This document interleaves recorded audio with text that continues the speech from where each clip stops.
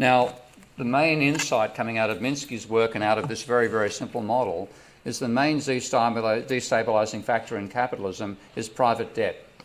And that is ignored by mainstream economics, and it's still ignored a decade after the crisis. If you read Joe Stiglitz, who's one of the most progressive of mainstream economists, he's writing papers 10 years after the crisis, which is still not focusing upon the aggregate level of private debt. You might talk about the distribution occasionally, but not the aggregate level.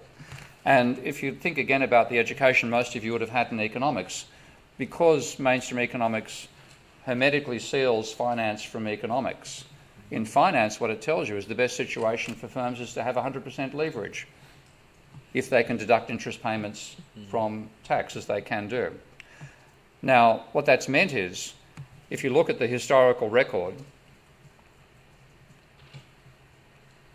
what you see is a growth in private debt that has given us the highest level of private debt in human history.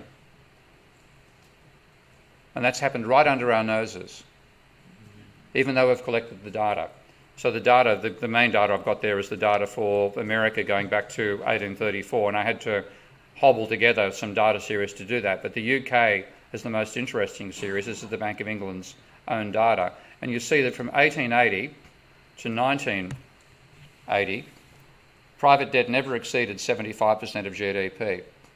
But then from the deregulations to enable largely the mortgage market to be taken over by banks rather than building societies, they rose from 55% of GDP to 190%.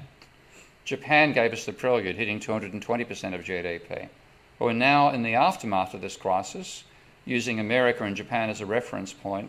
We are carrying a debt level that in the UK's case is 3 times the average debt level it had from 1880 to 1980. So that's what I see as the real reason why we're still stuck in a crisis 10 years after the beginning. We're living in the biggest private debt bubble in human history, and in some ways government policy is still promoting that and thinking we have to get the banks lending again without reducing the level of aggregate debt we've already accumulated. So what actually causes a boom is rising credit, which leads to rising leverage. And when you look back at the historical record now, you can find that the really serious crises in capitalism have been periods where private debt is falling. So the contribution of credit is negative rather than positive. Just looking again at the American data, we're going back to 1834. And the blue line down the bottom there is showing the annual change in debt. I define credit as the change in debt. So debt is denominated in dollars, and credit is denominated in dollars per year.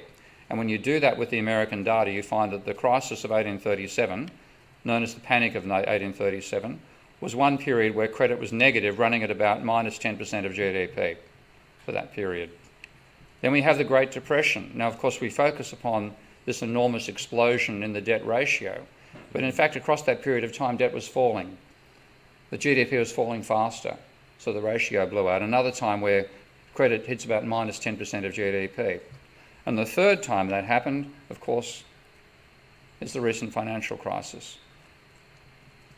So those are the real dangers: accumulation of private debt followed by deleveraging leading to negative credit, meaning the credit system is removing demand from the economy rather than adding to it.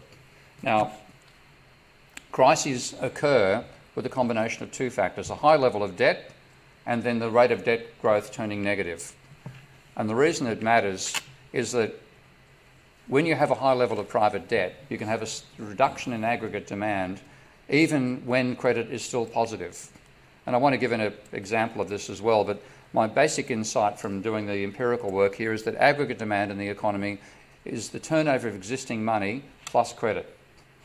And the plus credit bit is the part that's omitted from mainstream economics, and also in a lot of ways from a lot of post-Keynesian work too, unfortunately. But if you have a low level of, imagine an economy with $1 trillion per year as the turnover of existing money, and that's growing at 10% per annum. And you have a debt level of 50% of GDP, which is $500 billion worth of debt, and that's growing at 20% per annum. And these are all quite realistic rule of thumb figures. That means total demand in that economy is $1.1 trillion. $1 trillion from turnover of existing money, $100 billion, which is 20% of $500 billion, is the growth in debt that year, which finances that much demand for both goods and services and assets. So next year, if GDP grows by 10% or turnover existing money grows by 10%, you have 1.1 trillion. If the rate of growth of debt slows to 10%, that's 10% of 600 billion, which is 60 billion. So your total demand is $1.16 trillion, which is $60 billion more than the year before. So you've still got growth in aggregate demand going on with a low level of private debt. Now, if you consider a high debt ratio, same GDP, same rate of growth, but private debt's 200% of GDP, and that's the level we're talking about for many countries around the world today, then 20% of 200 billion is $400 billion. So total demand in that economy is much higher. Looks like the economy is booming. We might call it a Celtic tiger. That gives you total demand of $1.4 trillion in the first year. Now, next year, you have the same rate of growth in the turnover of existing money, 1.1 trillion turning up there, but growth of debt slows down to growing at the same rate as GDP, so the ratio remains constant. That means you have 10% of $2.4 trillion, which is 240 billion. You add that to your GDP, your total demand is 1.34 trillion. That is $60 billion less than the year before. So even stabilising the debt ratio leads to a fall in aggregate demand. And that's what traps us. We're not expecting that. So both the level of private debt and the rate of change matter. And with that figure, I can use a rough rule of thumb to say that we don't actually measure the turnover of existing money. We do measure GDP, which is mostly paid out of existing money. So roughly speaking, you can use income plus GDP plus change in debt as a rough guide with a 10 to 30% double counting error to what your situation is. And that is what I looked at to say a crisis was coming. So looking at the United States and looking now at both debt as a debt ratio and change in debt over that extended period from 1945, right at the beginning of the post-war period, was the last time credit was negative. And all the way through 1945, all the way through to 2007, credit remained positive. And then the plunge that occurred at that stage is what caused the crisis. Notice the debt ratio is still rising. Okay? The peak occurs after the crisis. And then we've had deleveraging since then. Now what we're seeing is a return to leveraging, nowhere near as large as before the crisis. But that's what gave us an apparent recovery. But it's a recovery with a level of debt which is still, on historical standards, the highest it's been since 2000. So we can't get out of the crisis until we reduce that level of private debt.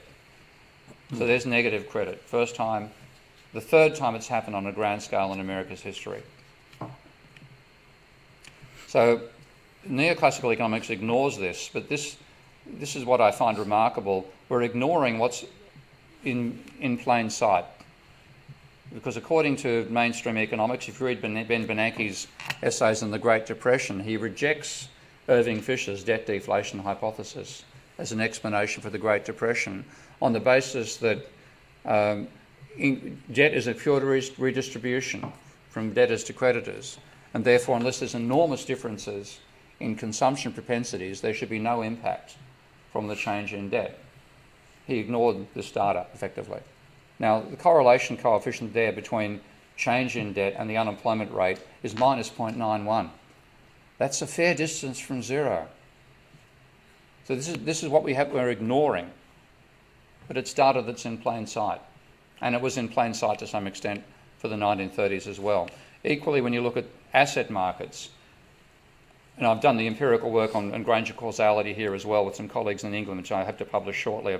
I've been dragging the chain of getting this paper written for a couple of years. But change in mortgage credit, which is acceleration of mortgage debt, Granger causes house price change. So the real cause of house price bubbles is not tightness of supply, it's the supply of money that causes those bubbles. And again, when you look at the crises, across the countries that had a crisis in 2000, either Japan's case, of course, back in 1990, or America, UK and Spain during the last crisis, they've all had that experience of negative credit. So this is the explanation both for the boom before and the crisis afterwards and the stagnation which is continuing, it comes down to the private financial sector. Now, there are countries that didn't have a crisis back in 2008, and China, of course, had a very brief but very powerful crisis. Canada recorded a recession, but South Korea and Australia were two of the countries not to record a crisis back then, and they're very proud of themselves. The reason was they avoided that negative crisis credit experience. So the dotted line you can see there is where credit is above zero. And for all those countries, at the time of the crisis, they remained in the positive area. They didn't have the negative credit experience.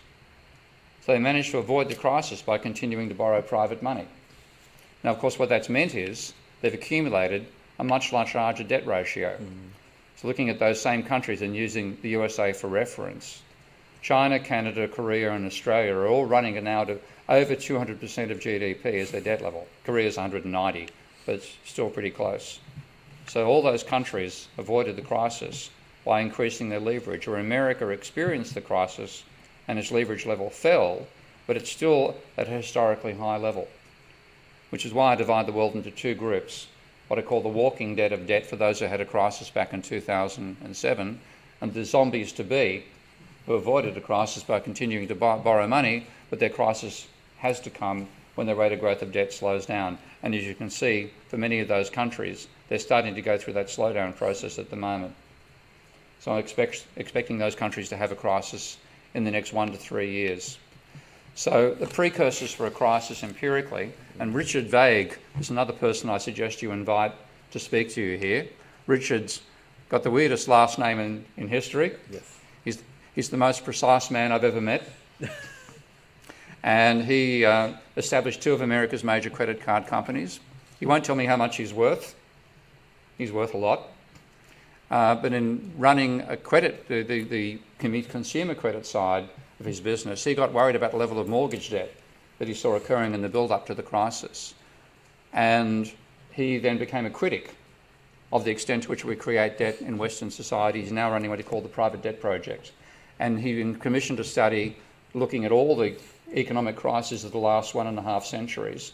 And in those crises, he found that there were two empirical triggers that applied across all those countries. Private debt exceeded 1.5 times GDP, and over a 5-year period before the crisis, that debt ratio rose by 17% or more. Now, America, the UK, Spain, etc., well and truly qualified for that back in 2007. These are the countries that identify as now fulfilling those criteria, ranked, of course, by the scale of their GDP. So if you look at China, which is the most egregious example, its GDP is now over $11 trillion per annum.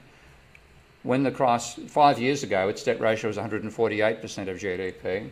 Now it's 210%. An enormous increase in its private debt level. Absolutely gigantic increase, the biggest in history. Canada, a 35% increase. South Korea, a bit smaller, but still the debt levels are much, much higher than Richard's trigger level. Australia qualifies. Sweden, not quite the same increase in debt level, but an enormous level of debt to begin with, and Belgium. So those are the countries I think are most likely to have a crisis in the next 1 to 3 years. And other possible crisis countries include this list, including France and Singapore, the most likely ones. So crises are not going to occur in the countries that had a crisis back in 2007 because they're still caught in the aftermath. They're suffering from what I call not secular stagnation, but credit stagnation. But the countries that are likely to join them in the next 1 to 3 years include those ones, particularly the ones in red that I've shown in that chart.